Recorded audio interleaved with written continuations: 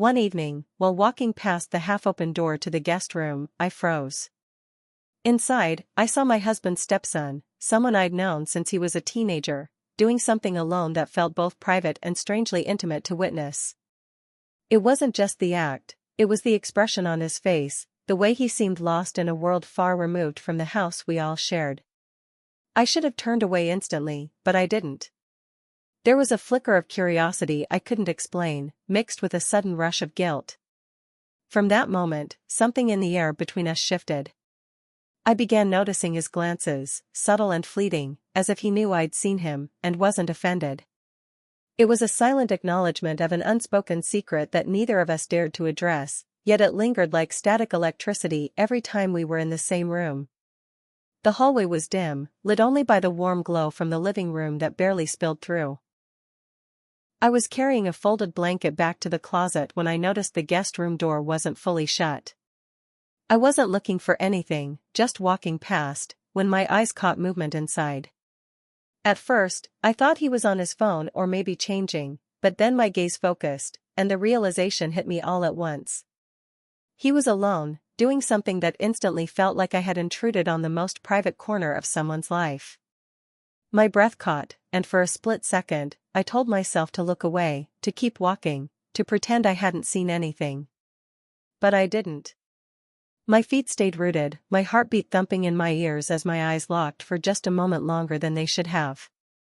It wasn't just the act itself, it was his face. There was an intensity in his expression, something raw and vulnerable, almost detached from reality. He looked like he wasn't just in that room, he was somewhere else entirely. My mind told me it was wrong to watch, but my body ignored the command. There was a strange current in that moment, one I couldn't explain even to myself, a blend of shame and fascination. It felt like the world outside that half-open door didn't exist for those few seconds. Then, almost as if he could sense my eyes on him, his head shifted slightly. Not enough to catch me outright, but enough for me to panic and move away quickly, my chest tight with something I didn't want to name.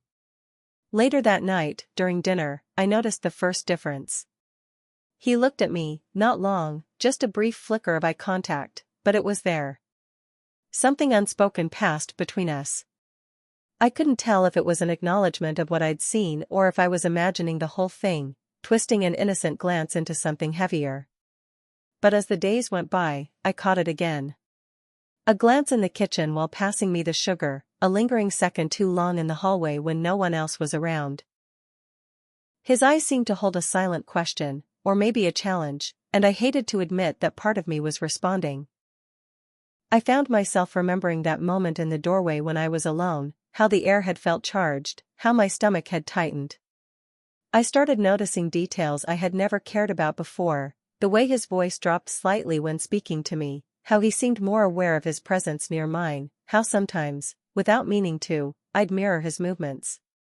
Each time it happened, my mind raced back to that dim hallway and that stolen glimpse. I knew I should let it go, erase it from my memory, but the truth was, it had already taken root. Something had shifted, and even though no words had been spoken, we both seemed to know it.